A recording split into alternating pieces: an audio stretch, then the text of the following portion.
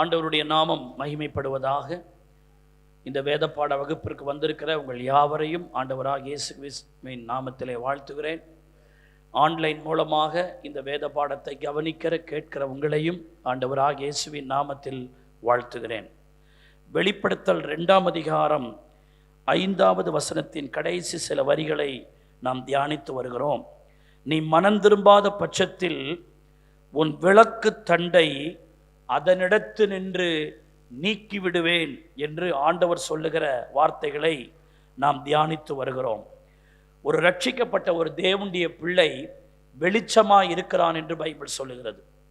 ஒரு ரட்சிக்கப்பட்ட தேவனுடைய பிள்ளை அநேகருக்கு வெளிச்சம் கொடுக்கிற விளக்காக இருக்கிறான் என்று பைபிள் சொல்லுகிறது.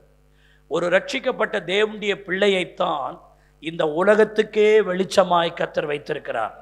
மலையின் மேல் உள்ள பட்டணமாய் வைத்திருக்கிறார். கலங்கரை தீபமாய் வைத்திருக்கிறார். எப்படி அந்த கலங்கரை தீபம்தான் சோத்திருக்கிறோம் இருளில் இருக்கிற சோத்திருக்கிற பாதை தெரியாது இருக்கிற அந்த கப்பலை ஓட்டி கொண்டு வருகிறவர்களுக்கு அந்த கலங்கரை விளக்கம், அந்த விளக்கு தான் இப்படி போக வேண்டும் அப்படி போக வேண்டும் என்று காண்பிக்கிறது போல ரட்சிக்கப்பட்ட உங்களுடைய என்னுடைய வெளிச்சத்தை வச்சுதான் மற்றவர்கள் நடக்கக்கூடிய விதத்தில் கர்த்தர் நம்மை வைத்திருக்கிறார். அல்லேலூயா. நீங்களும் நானும் வெளிச்சம் கொடுக்காவிட்டால் சோத்திருக்கிற ஜனங்கள் தேவனை அறிய முடியாது. சோத்திருக்கிற இங்கே இருக்கிற இந்த பூமியில் இருக்கிற மக்களுக்கு பரலோகம் தெரியாது. இயேசு யார் என்று தெரியாது. அவர் என்ன காரியம் செய்வார் என்று தெரியாது. உங்கள் மூலமா என் மூலமாகத்தான் அந்த இயேசு வெளிப்படுத்தப்பட வேண்டும். அல்லேலூயா.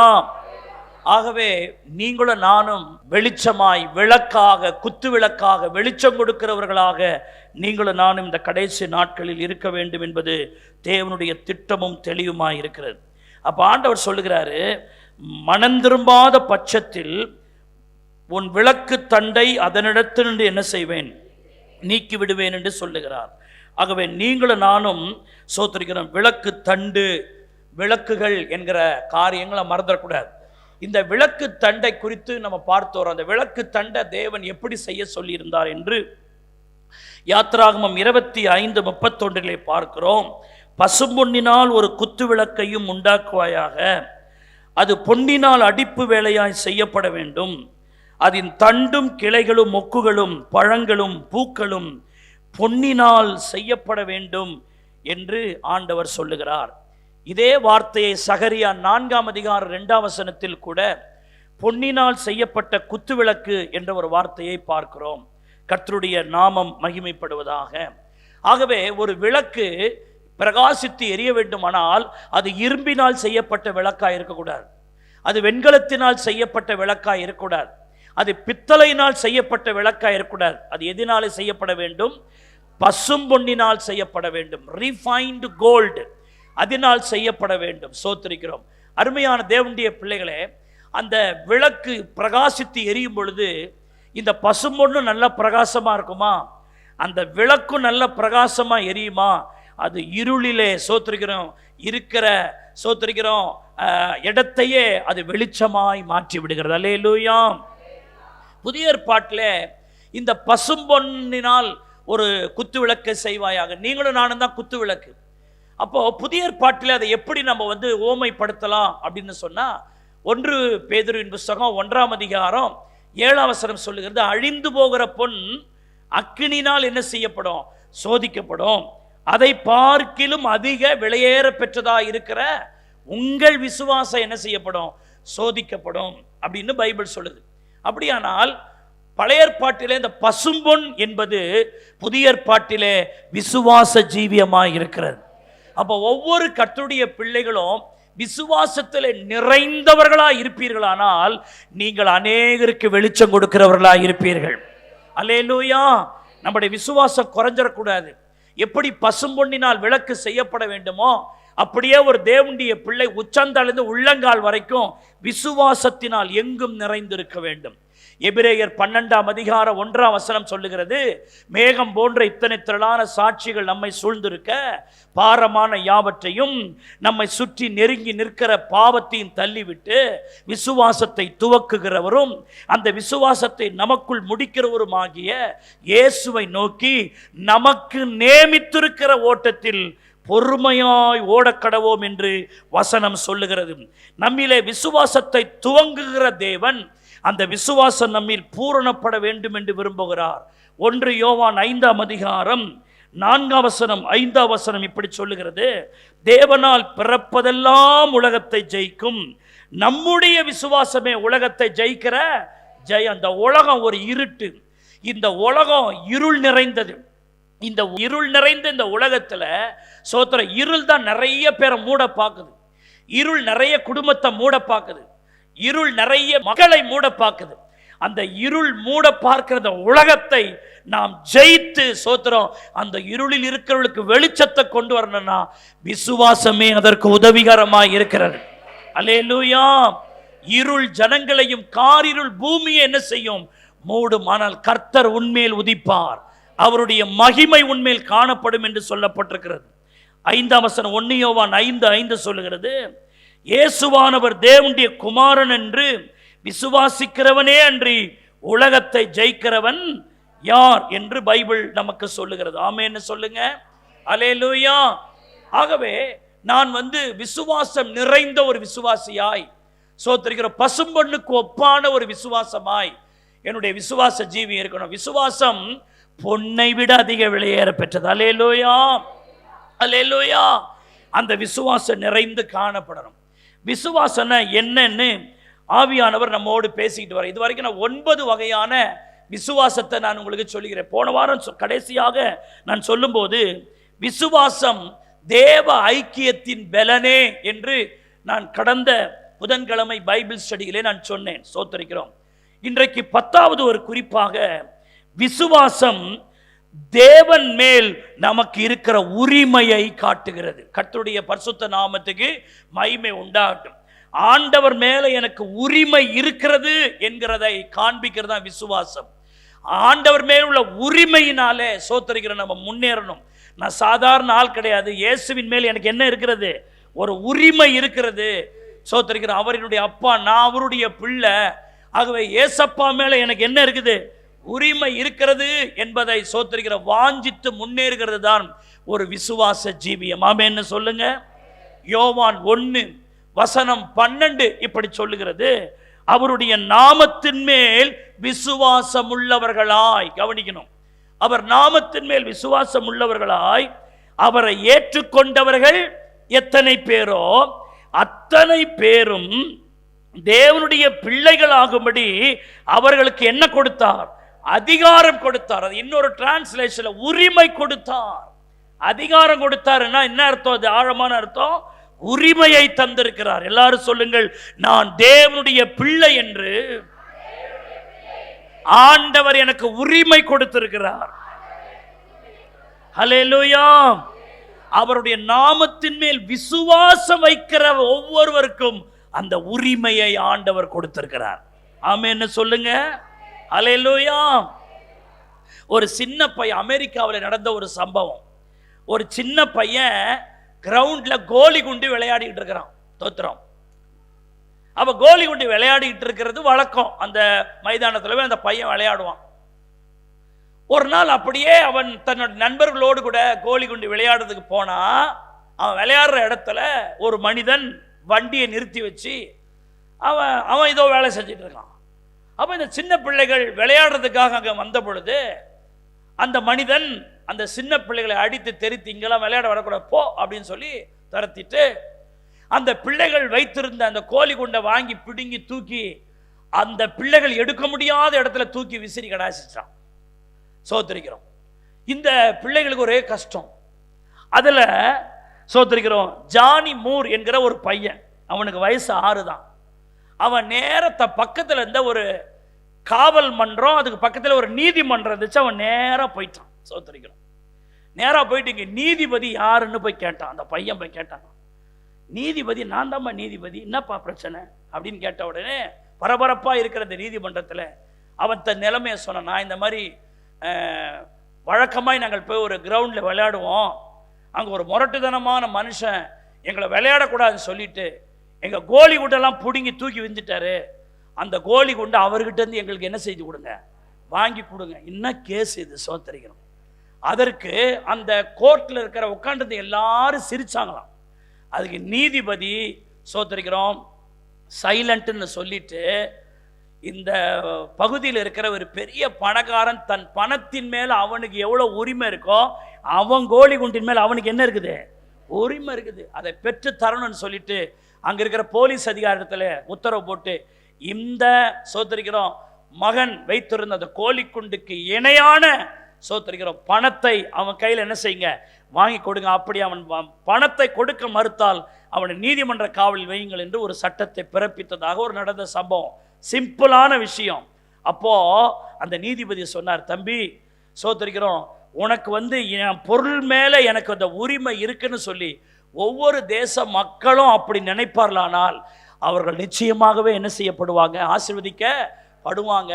இந்த பிள்ளையினுடைய காரியம் சின்ன காரியமா இருந்தாலும் அது எவ்வளவு சோத்தரிக்கிறான், தன் பொருளின் மேல் அவனுக்கு என்ன இருக்குது, உரிமை இருக்குன்னு சொல்றானே அப்படின்னு. தேவனுடைய பிள்ளைகளை நான் சொல்லுகிறேன், அந்த சின்ன பையனுக்கு இருந்த அந்த ஒரு உரிமை இயேசு கிறிஸ்துவின் மேல நமக்கு இருக்கு என்கிற அந்த ஒரு விசுவாசம் நம்மில இருக்க வேண்டும். அல்லேலூயா, அல்லேலூயா. அப்ப விசுவாசம் எங்க ஆக்டிவேட் ஆகுது, விசுவாசம் எங்க எனக்குள்ள பெருகுதுன்னா, எனக்கு உரிமை இருக்கு. அல்லேலூயா. நான் படிச்சிருக்கிறேனோ படிக்கலையோ, அழகோ அழகு இல்லையோ, என் குடும்பம் என்ன நிலைமையில இருக்கிறாங்க, நான் ஒரு பெரிய ஸ்டேட்டஸ்ல இருக்கணும் இல்லையோ, நான் இயேசுவின் பிள்ளை, இயேசுவில் இருக்கிற ஆசீர்வாதத்தின் மேல் எனக்கு என்ன இருக்குது, உரிமை இருக்கிறது என்று விசுவாசிக்கிற ஒவ்வொருவரும் பசும்பொன் குத்து விளக்குகளா இருக்கிறார்கள். அல்லேலூயா. ஒரு முறை மத்தேயு சுவிசேஷம் 14வது அதிகாரம், உங்களுக்கு எல்லாம் தெரிஞ்ச சம்பவம் தான். அதுல 23ஆம் வசனத்திலிருந்து 29ஆம் வசனம் வரைக்கும் நீங்க குறித்து கொள்ளுங்கள். அதுல சீஷர்கள் படவிலே போகும்படி கர்த்தரை அனுப்பிவிட்டார். பிறகு கடல்ல அந்த படகு நடுக்கடல்ல சிக்கி தவிக்குது. இயேசு அதை ஆவியில் அறிந்து அவர் அந்த சீஷர்களை காப்பாற்றும்படி 4ஆம் ஜாமத்தில் கடலின் மேல் என்ன செய்து வருகிறார், நடந்து வருகிறார். இயேசு வருகிறதை ஆவேசம் என்று கண்டு சீஷர்லாம் பயந்தாங்க. இதெல்லாம் உங்களுக்கு தெரியும். அப்போ ஆண்டவர் நடந்து வரும்போது ஆண்டவர் சொல்றாரு, பயப்படாதீங்கப்பா, நான் தான் வர்றேன் அப்படின்னு சொல்றார். நான் தான் வர்றேன் அப்படின்னு சொன்ன உடனே ஜனங்கள் சீஷர்கள் ஒரே ஆச்சரியம். ஏன்னா இது வரைக்கும் தண்ணி மேல நடந்து யாரு பார்த்ததே இல்லை. நான் தான் தண்ணி மேல நடந்து வரேன்னு இயேசு சொன்ன உடனே 14ஆம் வசனம் 28ல பேதுரு சொல்றாரு. பேதுரு அவரை நோக்கி, ஆண்டவரே நீரே ஆனால், நல்ல கவனிங்க, நீரே ஆனால் நான் ஜலத்தின் மேல் நடந்து உம்மிடத்தில் வர என்ன இடம், கட்டளையிடும். பாருங்க என்ன உரிமை எடுக்கிறார் பாருங்க. நீங்களா வரீங்க, அப்ப நீங்க வரீங்கன்னா நானும் அந்த ஜலத்தின் மேல் நடக்க எனக்கு என்ன கொடுங்க, சோதர கட்டளை கொடுங்க அப்படின்னு சொல்றான். அப்படின்னா என்ன அர்த்தம்? அப்ப பேதுருக்குள்ள இருக்கிற விசுவாசம் என்னன்னா, இயேசு நடக்கிறார்னா நானும் நடப்பேன். கைதட்டி கர்த்தரை ஸ்தோத்திரம் பண்ணுங்க. அதான் உரிமை. இயேசு என்னுடைய அப்பா, இயேசுவால் செய்ய முடிந்த ஒன்று என்னாலையும் செய்ய முடியும் என்றவன் எண்ணினதினால், அந்த உரிமை இருக்கிறதினால், அந்த கெப்பாசிட்டி அந்த கேப்பபிலிட்டி இருக்கு என்றவன் எண்ணினதினால் அவன் கேட்டான், எனக்கு கட்டளையிடும் ஆண்டவரே, நான் உம்மிடத்தில் வர எனக்கு என்ன இடும், கட்டளையிடும். அருமையான தேவனுடைய பிள்ளைகளே, இது ஒரு பொருத்தமான ஜபமா? இது அறிவு சார்ந்த ஜபமா? இதற்கு முன்னாடி இப்படி நடக்கவே இல்லையே. ஆனா இது அவன் கேட்கிறான், நீர் நடந்து வருகிறீரானால் நானும் வருகிறேன். பார்க்கிறதுக்கு அது பொருத்த இல்லாத ஜபமா இருக்கலாம். ஆனால் யோவான் 14:12 இயேசு சொல்லியிருக்கிறார், மெய்யாகவே மெய்யாகவே நான் உங்களுக்கு சொல்லுகிறேன், நான் என் பிதாவிடத்தில் போகிறபடியால் என்னை விசுவாசிக்கிறவன், கவனிக்கணும், நான் செய்கிற கிரியைகளை தானும் செய்வான், இவைகளை பார்க்கிலும் பெரிய கிரியைகளை செய்வான் என்று ஆண்டவர் சொல்லியிருக்கிறார். அந்த வார்த்தை அவன் உள்ள வச்சிருக்கிறதுனால ஆண்டவர் என்ன நம்மகிட்ட பிரசங்கம் பண்ணும்போது என்ன சொல்லியிருக்கிறார், என்னை விசுவாசிக்கிறவன் நான் செய்கிற கிரியைகளை காட்டிலும் அதிகமாய் செய்வான்னு சொல்லியிருக்கிறாரே. அப்படியானால் அவர் நடந்து வருகிறார், ஆனால் என்னாலையும் நடக்க முடியும் என்று அவன் விசுவாசித்ததினால் அந்த உரிமையோடு அவன் கேட்கிறான், நீரே ஆனால் நடந்து வர எனக்கு என்ன தாரும், அந்த கட்டளையிடும் என்று சொல்லுகிறார். இது லாபமான வார்த்தை என்னவென்றால், உம்மிடத்தில் வர எனக்கு என்ன இடும்? கட்டளையிடுவீராக. அதனுடைய அர்த்தம் என்ன? நான் ஜலத்தின் மேல் நடந்தாகிலும் உம்மிடத்தில் நான் வர விரும்புகிறேன். இயேசுவுக்கும் இடையில் எது இருந்தாலும் நான் அதை கடந்து உம்மிடத்தில் வர விரும்புகிறேன் என்று சொன்னார். உடனே இயேசு அதற்கு என்ன சொன்னார்? No no no no, I am a Jesus. நான் தெய்வகுமாரன், நான் மட்டும்தான் நடக்க முடியும். நீ மீன் பிடிக்கிற ஆளு, இதுக்கெல்லாம் நீ ஆசைப்படக்கூடாது. நீ ஒரு லெவல்ல தான் இருக்கணும், நான் இந்த லெவல்ல இருப்பேன், இதெல்லாம் நீ கேட்கக்கூடாதுன்னு இயேசு அங்க சொல்ல, உடனே 29ஆம் வசனத்தில் அதற்கு அவர் வா என்றார். கைதட்டி கர்த்தரை ஸ்தோத்திரம் பண்ணுவோமாக. எப்போ அந்த விசுவாசம் நமக்குள்ள நடக்குதுன்னா, இயேசுவின் மேல் உள்ளவைகளில் எனக்கு உரிமை இருக்கு என்ற அந்த எண்ணம் தான் பேதுருவை கடலில் நடக்க வைத்தது. கைதட்டி கர்த்தரை ஸ்தோத்திரம் பண்ணுங்க. ஆனால் மற்ற சீசரெல்லாம் படகில் இருந்தார்கள், அவர்கள் சோத்திருக்கிற அந்த உரிமையை எடுக்கவில்லை. காரணம் விசுவாச குறைவா இருக்கிறது. அருமையான தேவனுடைய பிள்ளைகளை, என்னை விசுவாசிக்கிறவன் சோத்திருக்கிற என்னை பார்க்கிலும் பெரிய கிரியைகளை அவன் செய்வான். ஆமென்னு சொல்லுங்க. ஆகவே ஆண்டவர் நோ சொல்லவே இல்லை. நான் மட்டும்தான் நடப்பேன், நீலாம் நடக்கக்கூடாது அப்படிலாம் சொல்லலை. சோத்திருக்கிறோம். ஆண்டவர் சொல்லுகிறார், ஜஸ்ட் சாதாரணமாக சொல்றார், வா அப்படின்னு சொல்றார். அவன் தண்ணீரின் மேல் நடந்து இயேசுவிடத்தில் போக நடந்தான் என்று பைபிள் சொல்லுகிறது. தேவனுடைய பிள்ளைகளே, அவருடைய பிள்ளைகளாய் இருக்கிறோம், அவர் நம்முடைய தகப்பனாய் இருக்கிறார். ஆகவே தகப்பனிடத்தில் இருக்கிற எல்லா ஆசீர்வாதத்தின் மேல் நமக்கு உரிமை இருக்கிறது. ஆமென்னு சொல்லுங்க. விசுவாசியின் உரிமை என்ன, நான் வேக வேகமா சொல்றேன், டைம் இல்லை. எபேசியர் 2:7 பார்த்தீங்கன்னா, கிறிஸ்து இயேசுவுக்குள் நம்மை அவரோடு கூட எழுப்பி உன்னதங்களில் அவரோடு உட்கார செய்தார். அவரோடு உட்கார்தற்கு நமக்கு உரிமை கொடுத்திருக்கிறார். சும்மா இயேசுனாருக்கு தள்ளி இல்லை, இயேசுனாருக்கு அங்க பக்கம், நான் இயேசு நீ கொஞ்சம் தள்ளி தான் உட்காரணும் இல்லை. எனக்கு எந்த அளவுக்கு உரிமை கொடுத்துருக்காருன்னா, அவருடைய சிங்காசனத்தில் அவர் பக்கத்தில் உட்கார எனக்கு உரிமை தந்திருக்கிறார்னு விசுவாசிக்கிறவங்க கைதட்டி ஆமென்னு சொல்லுங்க. ஹல்லேலூயா. இரண்டாவது எனக்கு என்ன உரிமை கொடுத்திருக்கிறாரு? எபேசியர் 2:19 பாருங்க. நீங்கள் இனி அந்நியரும் பரதேசிகளுமாயிராமல் பரிசுத்தவான்களோடு ஒரே நகரத்தாரும் தேவனுடைய வீட்டாருமாயிருக்கிறீர்கள். இங்கே சொல்லுகிறேன், தேவனுடைய வீட்டின் மேல் நமக்கு உரிமை இருக்கிறது. we belong to family of God. சோத்திரிக்கிறோம். ஒரே நகரத்தாராக தேவனுடைய வீட்டாருமா இருக்கிறோம். அதுக்கு முன்னாடி அந்நியரும் பரதேசியுமா இருந்தோம். தேவனுடைய வீட்டுக்கும் எனக்கும் உரிமை இல்லாமல் இருந்துச்சு. நான் என்றைக்கு அவர் மேல் விசுவாசம் வச்சனோ, அவருடைய வீட்டின் மேல் எனக்கு உரிமை இருக்கிறது. கைதட்டி ஆமென்னு சொல்லுங்க. இன்றைக்கு நீங்க உட்கார்ந்துருக்கிற தேவனுடைய வீட்டில் உட்கார்ந்துருக்கீங்க. இது சோத்திரிக்கிறோம், யாரோ கட்டி வச்ச இடம் இல்லை, யாரோ மனுஷன் இதில் உரிமை பாராட்டுறதுக்கு இல்லை. இது தேவனுடைய நகரம், இது சர்வபூமியின் மகிழ்ச்சி, இது மகாராஜாவின் மாளிகை, இயேசு தம்முடைய சுய ரத்தத்தினால் சம்பாதித்த சபை, இது தேவனுடைய வீடு. இந்த வீட்டின் மேல் நமக்கு உரிமை இருக்கிறது. ஆமென்னு சொல்லுங்க. அல்லேலூயா. கலாத்தியர் 4:28 பாருங்க. சகோதரரே, நாம் ஈசாக்கை போல வாக்குத்தத்தத்தின் பிள்ளைகளாய் இருக்கிறோம் என்று பைபிள் சொல்லுது. அப்படியானால் வாக்குத்தத்தத்தின் மேல் நமக்கு என்ன கர்த்தர் கொடுத்திருக்கிறாரு? உரிமை தந்திருக்கிறார். நாம் புறக்கணிக்கப்பட்ட ஏசா அல்ல, சோத்திர வாக்குத்தத்தத்தின் சோத்திரிக்கிறோம் என்னவா இருக்கிறோம்? அருமையானவர்களே, ஈசாக்காக நாம் இருக்கிறோம். ஆமென்னு சொல்லுங்க. எல்லாரும் சொல்லுங்கள், நான் சத்தமா, நான் ஈசாக்கை போல வாக்குத்தத்தத்தின் பிள்ளையா இருக்கிறேன். அவருடைய வாக்குத்தத்தங்களின் மேல் எனக்கு உரிமை இருக்கிறது. உரிமை இருக்குதுன்னு சொன்னாதான் அதை விசுவாசத்தோடு நம்ம அறிக்கை பண்ணுவோம். ஆமென்னு சொல்லுங்க. 1 கொரிந்தியர் 3:21, 22, 22, 23 ஆகிய வசனங்கள் எல்லாம் நீங்க வீட்டில் போயிட்டு வாசி பாருங்க. அது ஒரு பெரிய சப்ஜெக்ட், அதை விளக்குறதுக்கு எனக்கு டைம் இல்லை. ஆனால் இன்றைக்கு செய்திக்காக சில வரிகளை மட்டும், வார்த்தைகளை மட்டும் நான் சொல்றேன். 1 கொரிந்தியர் 3:21 கடைசி சொல்லுது, எல்லாம் உங்களுடையதே. இந்த வேர்டை கவனிக்கணும் நீங்க. என்னங்க? எல்லாம் உங்களுடையதே. 22 பாருங்க. பவுலாகிலும் அப்பல்லோவாகிலும் கேபாவாகிலும் உலகமாகிலும் ஜீவனாகிலும் மரணமாகிலும் நிகழ்காரியங்களாகிலும் வருங்காரியங்களாகும் எல்லாம் உங்களுடையதை சொல்லிட்டு எனக்கு ரொம்ப பிடிச்ச வார்த்தை 23, நீங்கள் கிறிஸ்துவை உடையவர்கள். நீங்க சாதாரண ஆள் கிடையாது. ஆமென்னு சொல்லுங்க. I am the child of God. I have all the rights in the Jesus Christ. இயேசு கிறிஸ்துவுக்குள்ள எனக்கு எல்லா ரைட்ஸும் இருக்குது. ஸ்தோத்திரிக்கிறோம்.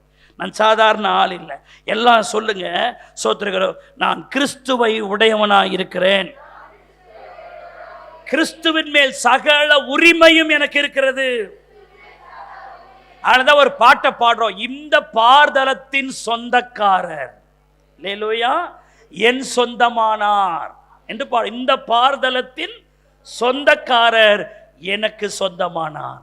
இயேசு இந்த பார்தலத்தின் சொந்தக்காரர். பூமியும் அது நிறைவும் அவருடையது, வெள்ளியும் பொன்னும் அவருடையது. அவருடையது எல்லாம் உங்களுடையதே. கைதட்டி கர்த்தரை ஸ்தோத்திரம் பண்ணுவோமாக.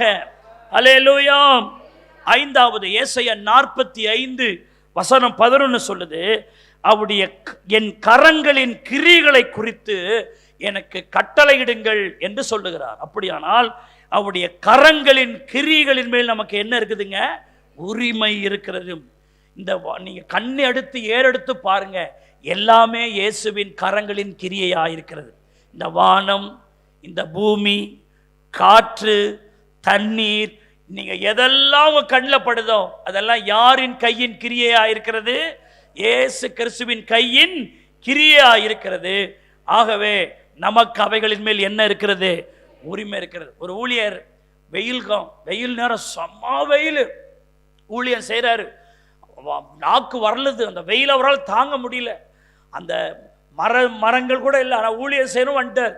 அப்போ இந்த ஊழியர் கையை வச்சு, ஆண்டவரே உங்களுடைய கரங்களின் கிரியைகளுக்கு கட்டளையிடுங்கன்னு சொன்னீங்கப்பா, இந்த வெயிலை என்னால் தாங்கவே முடியல ஆண்டவரே, கொஞ்சம் வெயிலை குறைச்சா நல்லா இருக்கும்னு ஒரு சின்ன ஜெபம் பண்ணாராம். ஜெபம் பண்ணா அப்படியே ஒரு மேக சம்பம் மூடின மாதிரி சோத்திரிக்கிறோம். அந்த வெயிலின் அகோரமெல்லாம் மாறி சோத்திர குளுமையான ஒரு சூழ்நிலைமை உடனே ஏற்பட்டதாக ஒரு ஊழியர் சொல்றார். சோத்திரிக்கிறோம்.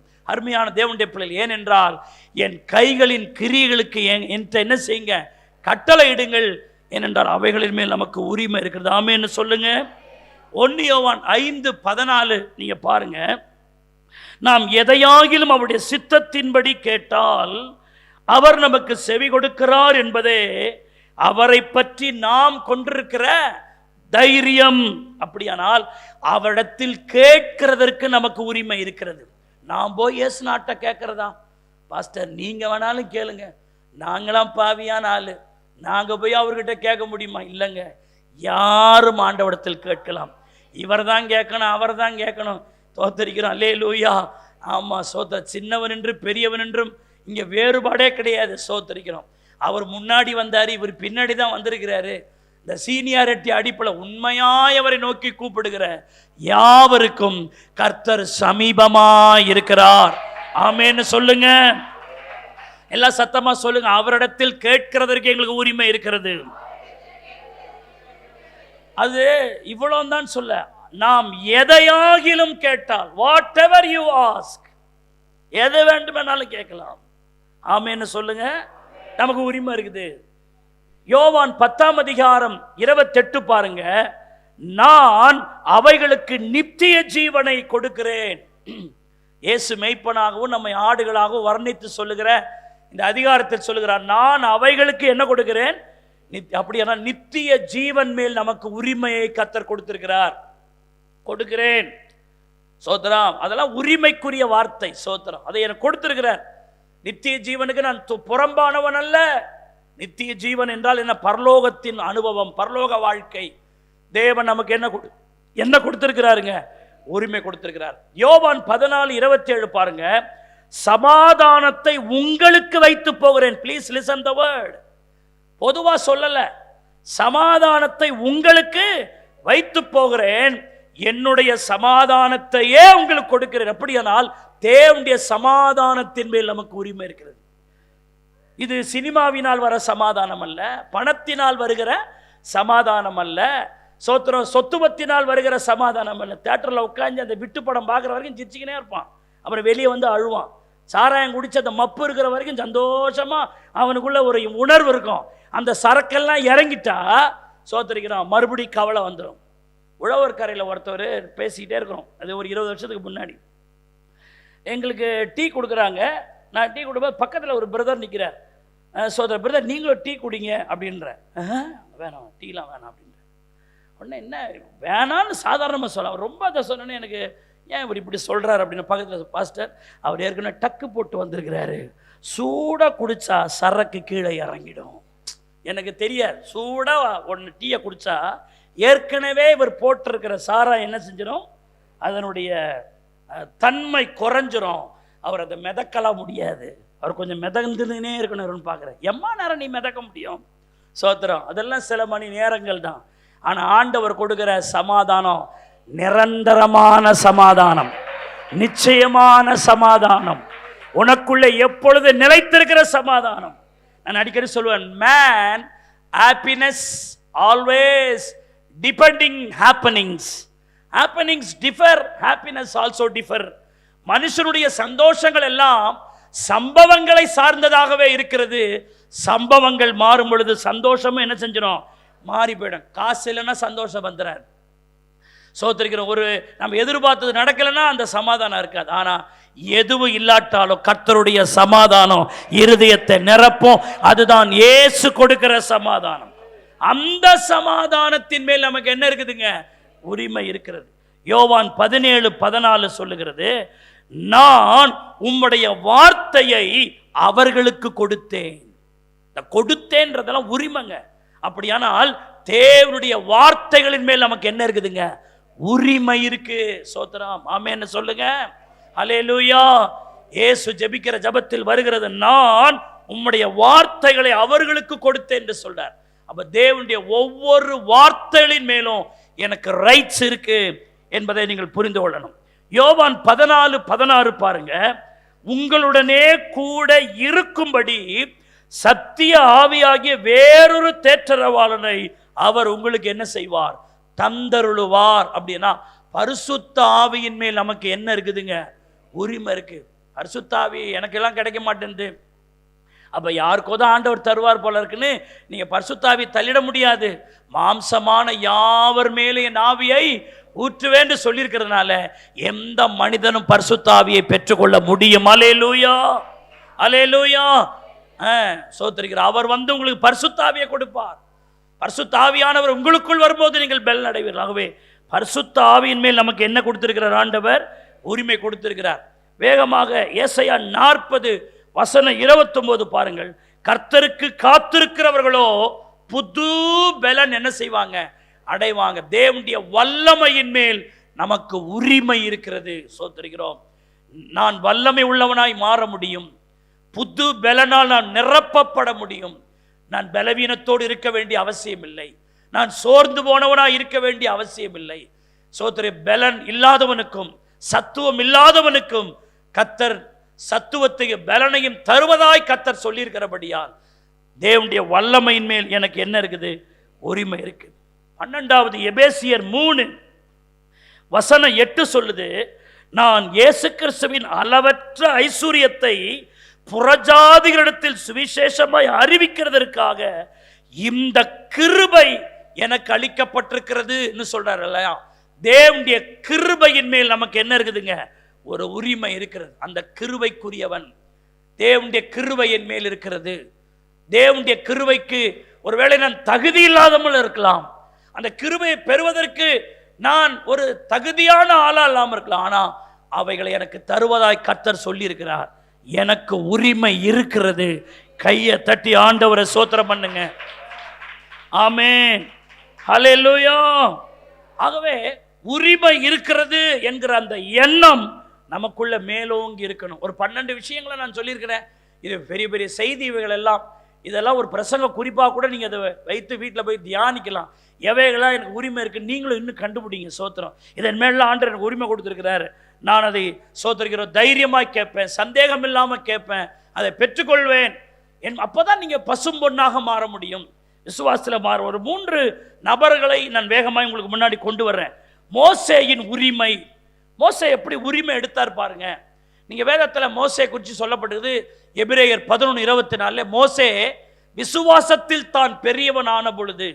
அப்போ மோசே விசுவாச ஜீவியம் செய்கிறவராய் இருந்தார். விசுவாச வீரருடைய பட்டியலிலே மோசேயின் பேர் வருகிறது. அருமையானவர்களே, இந்த மோசே பாருங்க எவ்வளவு உரிமை ஆண்டவர் மேல மோசேக்கு இருந்தது பாருங்களேன். யாத்திராகமம் 8:12 சொல்லுகிறது, கர்த்தர் மோசேயின் சொற்படி செய்தார். இதை நீங்கள் நம்புகிறீர்களா? கொஞ்சம் யோசிச்சு பாருங்க. வானத்தையும் பூமியும் அண்ட சராசர உருவாக்கின தேவன் யார் சொற்படி கேட்கிறார் பாருங்க. எவ்வளவு ரைட்ஸ் வச்சிருக்கிறார் பாருங்க மோசே. மோசே சொல்ற, ஆண்டவரே எனக்கு இதை செய்யும், இப்படி பண்ணும் என்று மோசே சொல்லுகிறார். பைபிள் சொல்லுகிறது கர்த்தர் மோசேயின் சொற்படி செய்தார். ஏனென்றால் அவர் என்னுடைய பிதாவா இருக்கிறார், நான் அவருடைய பிள்ளையா இருக்கிறேன், எனக்கு எல்லா ரைட்ஸ் இருக்கு. அல்லேலூயா. மோசே தேவனோடு எப்படி பேசினார்? ஒரு சிநேகிதனோடு பேசுவது போல மோசே கர்த்தரோடு என்ன செய்தார்? பேசினார். யாத்திராகமம் 33:17 பாருங்க. அப்பொழுது கர்த்தர் மோசேயை நோக்கி, நீ சொன்ன இந்த வார்த்தையின்படியே செய்வேன். இந்த வார்த்தைலாம் கொஞ்சம் கவனிங்க, என்னை கவர்ந்த வார்த்தையை சொல்ற. நீ சொன்ன இந்த வார்த்தையின்படியே செய்வேன். நீ சொன்னதுக்கு மாறான எதையுமே செய்ய மாட்டேன். அதுக்கு முன்னாடி அவர் என்ன சொல்றாரு? உங்க சமூகம் இல்லாட்டி நாங்கள் என்ன செய்ய மாட்டோம், போக மாட்டோம். உங்க சமூகம் வந்தா தான் போவோம் அப்படிலாம் சொல்றாரு. உடனே அப்படியே செய்யறார். அப்புறம் அந்த வசனத்துல 33:18 சொல்றாரு, உங்க மகிமையை நான் பார்க்கணும், காண்பித்தருளும் என்று கேட்கிறார். 18ஆம் வசனத்தை காண்பித்தருளும் என்று கேட்கிறார். யாத்ரா 33:23 ஒரு வார்த்தை சொல்லுது, நீ என் பின்பாகத்தை காண்பா என்று சொல்லுகிறார். காண்பையும் என்று கேட்கிறான், கர்த்தர் அவனுக்கு காண்பிக்கிறார். இதை செய்யும் என்று சொல்லுகிறார், கர்த்தர் அவனுக்கு செய்கிறார். காரணம் என்ன தெரியுமா?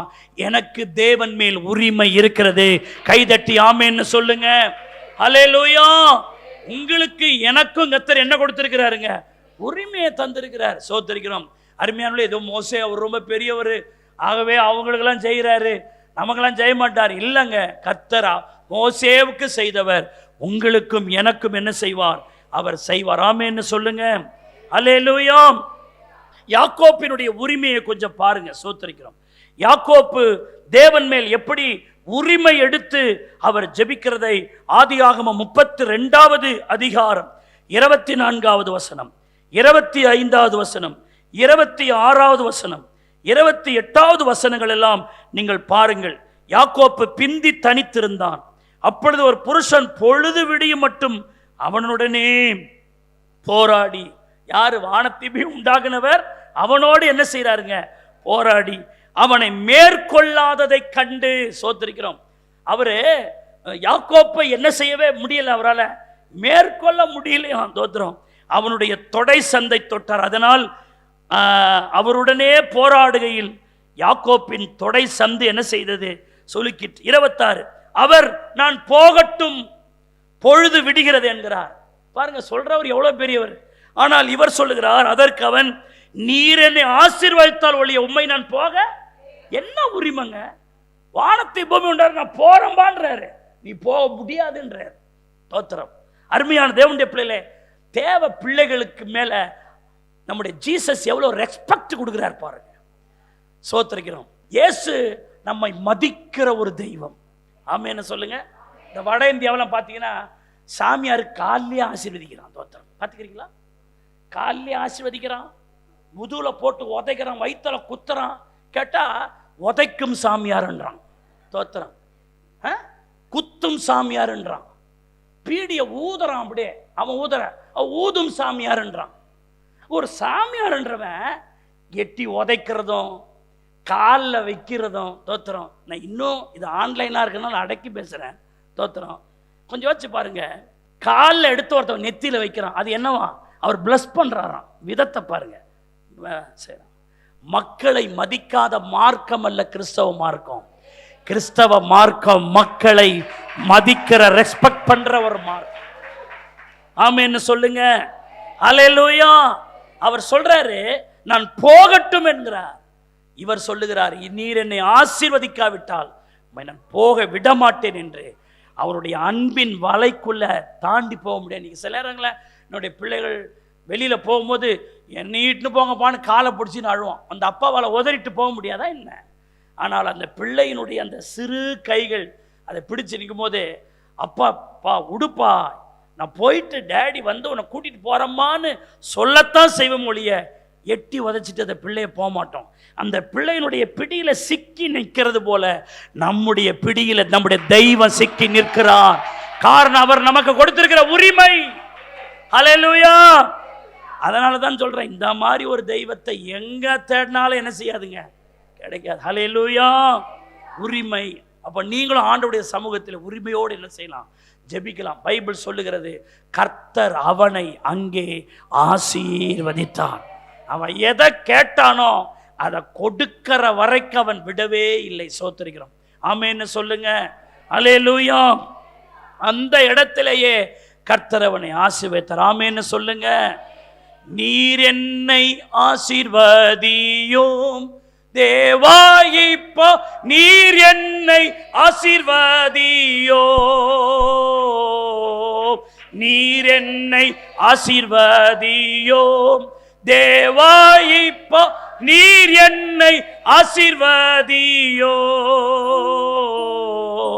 நீர் என்னை ஆசீர்வதித்தால் ஒழிய உம்மை நான் விடுவதில்லை. நீர் என்னை ஆசீர்வதித்தால் ஒழிய உம்மை நான் விடுவதில்லை. எல்லாரும் சேர்ந்து சொல்லுங்க. நீர் என்னை ஆசீர்வதியோ தேவா, இப்போ நீர் என்னை ஆசீர்வதியோ, நீர் என்னை ஆசீர்வதியோ தேவா, இப்போ நீர் என்னை ஆசீர்வதியோ, நீர் என்னை ஆசீர்வதித்தால் ஒழிய உம்மை நான் விடுவதில்லை. நீர் என்னை ஆசீர்வதித்தால் ஒழிய உம்மை நான் விடுவதில்லை. ஹல்லேலூயா. கடைசியா யோவானுடைய ஒரு உரிமையை நான் உங்களுக்கு சொல்றேன் பாருங்க. சோத்திரம். ராபோஜனம் நடக்குது. எல்லாரும் இயேசுவை சுத்தி உட்கார்ந்துட்டு இருக்கிறாங்க. அப்ப இயேசு சொல்றாரு, இங்க இருக்கிற ஒருத்தவன் என்ன செய்ய போறான், காட்டி கொடுக்க போறான் அப்படின்லாம் சொல்றாரு. அப்போ சீசலுக்கு ஒரு குழப்பம். 12 பேர் நம்ம இருக்கிறோம், நமக்குள்ளேயே இயேசுநாதரை யாரையோ காட்டி கொடுக்க போறோம்னு ஆண்டவர் சொல்றாரு. நானா ஆண்டவரே, நானா ஆண்டவரே அப்படின்னு எல்லாரும் கேட்குறாங்க. யார் கேட்டாலும் கர்த்தர் அவருக்கு பதில் சொல்லவே இல்லை. சோத்திருக்கிறோம். இவன் தான் காட்டி கொடுக்க போறான், இவன் தான் காட்டி கொடுக்க போறான் சொல்லாம அவரு சொல்றார். அவனுக்குள்ள அந்த ஒரு உணர்வு அப்பயாயினும் வரட்டும்ன்ற மாதிரி சோத்திருக்கிறோம். தன்னை காட்டி கொடுக்க போகிற யூதாசை காட்டி கொடுக்காத இயேசு. கைதட்டி கர்த்தரை ஸ்தோத்திரம் பண்ணுங்க. அல்லேலூயா. அப்போ என்ன செய்யற, அந்த நேரத்தில் கவனிக்கணும், அந்த நேரத்தில் சோத்திருக்கிறோம், யோவான் இயேசுவின் மார்பிலே என்ன செய்திருந்தான். என்ன உரிமைங்க, யோசிச்சு பாருங்க. வானத்தையும் பூமியை உண்டாக்குனவருடைய மார்பிலை சாய்ந்து கொள்ளுகிறதற்கு அவன் எவ்வளவு உரிமை எடுக்கிறான் பாருங்க. மற்றவங்க எல்லாம் தள்ளி தள்ளி அப்படி உட்காந்துருக்காங்க, ஆனால் இவனும் அந்த மார்பிலை சாய்ந்து இருக்கிறான். அந்த மார்பும் அவனை தள்ளல. தாயினு மேலாய் நேசிக்கிறவர் அல்லவா, என்ன டிஸ்டர்ப் பண்ற, கொஞ்சம் அப்படி போ அப்படின்னு சொல்ல அவன் சாய்ந்து கொள்ளுகிறதற்கு அவர் ஒன்றும் சொல்லாமல் அதை ஏற்றுக்கொண்டார். சிலுவையே சுமக்க போறார், இவனைத்தான் நான் சுமக்க முடியாது, அல்லேலூயா அப்படின்னு சொல்லிட்டு அவன் மேல சாஞ்சிருக்கிறான். அப்ப ஒரு சம்பவம் நடக்குது. 13:24 பாருங்க. சோத்திருக்கிறோம். 23:24. அந்த சமயத்தில் அவருடைய சீஷரில் இயேசுவுக்கு அன்பாய் இருந்த ஒருவன் இயேசுவின் மார்பிலே சாய்ந்து கொண்டிருந்தான். அப்போ கேட்கிறார்ல, யார் காட்டி கொடுக்க போறா, யாருக்குமே சொல்லல. அப்போ பேதுரு சைகை காட்டுகிறான். சோத்திருக்கிறோம். 24. யாரை குறித்து சொல்லுகிறார் என்று விசாரிக்கும்படி சீமோன் பேதுருவுக்கு என்ன காட்டுறான், சைகை காட்டுறான். நாங்களாம் சொன்னா அவர் கேட்க மாட்டேன்றாரு, சொல்ல மாட்டேன்றாரு, நீ அவர் மார்பிலே சாய்ந்திருக்கிற, யாருன்னு நீ கேளு அப்படின்னு சைகை காட்டுறான். உடனே 25. அப்பொழுது அவன் இயேசுவின் மார்பிலே சாய்ந்து கொண்டு, அந்த மார்பை கொண்டு அவன் எடுக்கவே இல்லை, சாஞ்சவன் தான், சாய்ந்து கொண்டே ஆண்டவரே அவன் யார் என்றான். 26. இப்போ இதே யோவான் எப்பா நீங்களாம் கேட்டதுக்கு சொல்லலை, நான் கேட்டாடா சொல்ல போகிறாரு அப்படின்னு யோவான் சொல்லாமல் கேட்குறேன் அப்படின்னு சொல்லிட்டு 26 இயேசு பிரயோத்தனமாக நான் இந்த துணிக்கையை தோய்த்து எவனுக்கு கொடுப்பேனோ அவன்தான் என்று சொல்லி துணிக்கையை தோய்த்து சீமோனின் குமாரனாகிய யூதாஸ் காரியோத். அல்லேலூயா. நீ உரிமை எடுத்தா உனக்கு உரிமை தருவார். கைதட்டி கர்த்தரை ஸ்தோத்திரம் பண்ணுங்க.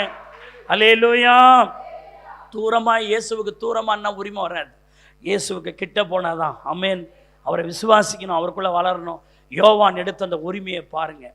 சோதர யாக்கோப்பு எடுத்த அந்த உரிமையை பாருங்க. மோசேவுக்கு தேவன் மேல் இருந்த அந்த உரிமையெல்லாம் பாருங்க. ஆகவே அவர் நாமத்தின் மேல் விசுவாசம் உள்ளவர்களாகி அவரை ஏற்றுக்கொண்டவர்கள் எத்தனை பேரோ அத்தனை பேரும் தேவனுடைய பிள்ளைகளாகும்படி அதிகாரமும் உரிமையும் தந்திருக்கிறார். கைதட்டி கர்த்தரை ஸ்தோத்திரம் பண்ணுங்க. அல்லேலூயா. இயேசுவின் மேல் நமக்கு உரிமை இருக்குதுன்னு எத்தனை பேர் நம்புறீங்க, விசுவாசிக்கிறீங்க? அல்லேலூயா. நம்ம எல்லாரும் எழுந்து நிற்போமாக ஸ்தோத்திரிக்கிறோம். இந்த நாட்கள் ஆண்டவரே, நீர் எங்களோடு பேசின நல்ல வார்த்தைகளுக்காக உமக்கு ஸ்தோத்திரம். நீர் எங்களுக்கு தந்திருக்கிற எல்லா உரிமைக்காக ஸ்தோத்திரிக்கிற. நன்றி ஆண்டவரே, ஸ்தோத்திரிக்கிறோம் ஆண்டவரே. ஈ மைனர் கொடுங்க. ஹல்லேலூயா. மை ஸ்தோத்திரிக்கிறோம் ஆண்டவரே. நன்றி ஆண்டவரே. சாத்தானின் அதிகாரம் எல்லாம் என்னேசர் பறித்து கொண்டா. சாத்தானின் அதிகாரம் எல்லாம் என்னேசர் பறித்து கொண்டா. சிலுவையில் அறைந்து விட்டா, சிலுவையில் அறைந்து விட்டா. இயேசு காலாலே மிதித்து விட்டா, இயேசு காலாலே மிதித்து விட்டா. கிறிஸ்துவுக்குள் வாழும் எனக்கு எப்போதும் வெற்றி உண்டு. ஹல்லேலூயா. கிறிஸ்துவுக்குள் வாழும் எனக்கு எப்போதும் வெற்றி உண்டு, வெற்றி உண்டு, வெற்றி உண்டு, வெற்றி உண்டு. எனக்கு வெற்றி உண்டு, வெற்றி உண்டு, வெற்றி உண்டு.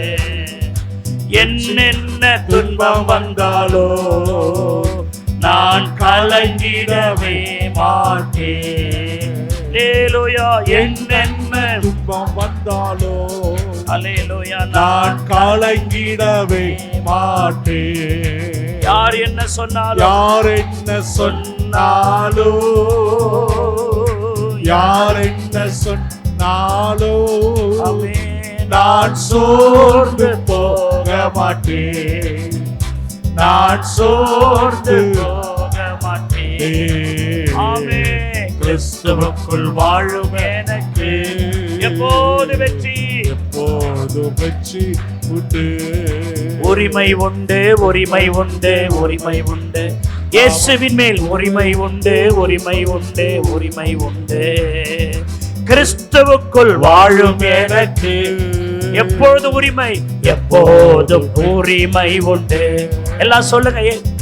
கிறிஸ்துவுக்குள் வாழும் எனக்கு எப்பொழுது உரிமை, எப்போதும் உரிமை உண்டு, உரிமை உண்டு, உரிமை உண்டு, உரிமை உண்டு. எனக்கு உரிமை உண்டு, உரிமை உண்டு, உரிமை உண்டு, உரிமை, உரிமை உண்டு. அவரை விசுவாசிக்கிற அவருக்கு உரிமை உண்டு.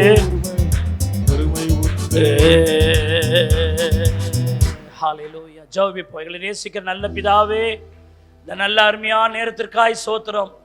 எங்களோடு பேச நம்முடைய கிருபை உள்ள வார்த்தைக்காய் நன்றி. பசும் பொன்னுக்கு ஒப்பான விசுவாசம் எங்களுக்கு உண்டாக வேண்டும் என்றால் உம்மிடத்தின் மேல் எங்களுக்கு உரிமை உண்டு என்கிற அந்த எண்ண உணர்வு எங்களை விசுவாசத்துக்குள்ளே நடத்துகிறது என்று சொல்லி அநேக வார்த்தைகளால் எங்களுக்கு விளங்க வைத்திருக்காய் ஸ்தோத்திரம். ஆண்டவரே, உம்முடைய ரத்தத்தை குறித்து அறிக்கை பண்ண உதவி செய்தீர். ஆண்டவரே ஸ்தோத்திரம். எங்களுக்கு இந்த விசுவாசத்தின் மேல் உரிமை உள்ளவர்களாய் நாங்கள் விசுவாசத்திலே வளர்ந்து வளர்ந்து அநேகருக்கு வெளிச்சம் கொடுக்கிறவர்களாக, அநேகருக்கு தீபமாக, அநேகர் எங்கள் வெளிச்சத்திலே களி கூறுகிறதுக்கு மனம் உள்ளவர்களாக எங்களை மாற்றணும்னு ஜெபிக்கிறோம். தாழ்த்துற ஒப்பு கொடுக்கிறோம். கன மகிமை துதி ஸ்தோத்திரம் எல்லாம் உமக்கே. இரட்சகர் மீட்பருமாக இயேசுவின் நாமத்தில் ஜெபிக்கிறோம். ஜீவனுள்ள நல்ல பிதாவே, ஆமென். நம்ம எல்லாரும் சேர்ந்து சொல்லுவோம், என் ஆத்துமாவே கர்த்தரை ஸ்தோத்திரி, என் முழு உள்ளமே அவருடைய பரிசுத்த நாமத்தை ஸ்தோத்திரி. என் ஆத்துமாவே கர்த்தரை ஸ்தோத்திரி, அவர் செய்த சகல உபகாரங்களை மறவார். அவரின் அக்கிரமங்கள் எல்லாம் மன்னித்து என் நோய்களை எல்லாம் குணமாக்கி என் பிராணனை அழிவுக்கு விலக்கி மீட்டு கிருபையினால் இரக்கங்களினாலும் முடிசூட்டி நன்மையினால் என் வாயை திருப்தியாக்கி கழுகு சமானமாய் திரும்ப என் வயதை வால வயது போல் ஆக்குகிறார். அல்லேலூயா, அல்லேலூயா, அல்லேலூயா. நம்முடைய கர்த்தராகிய இயேசுவின் கிருபை, பிதாவாகிய தேவனுடைய அன்பு, பரிசுத்த ஆவியானவருடைய ஐக்கிய ஆசீர்வாத வழிநடத்தல் இன்றும் என்ற சதா நாட்களில் நம் அனைவரோடு கூட இருப்பதாக. ஆமென். கர்த்தர் உங்களை ஆசீர்வதிப்பாராக.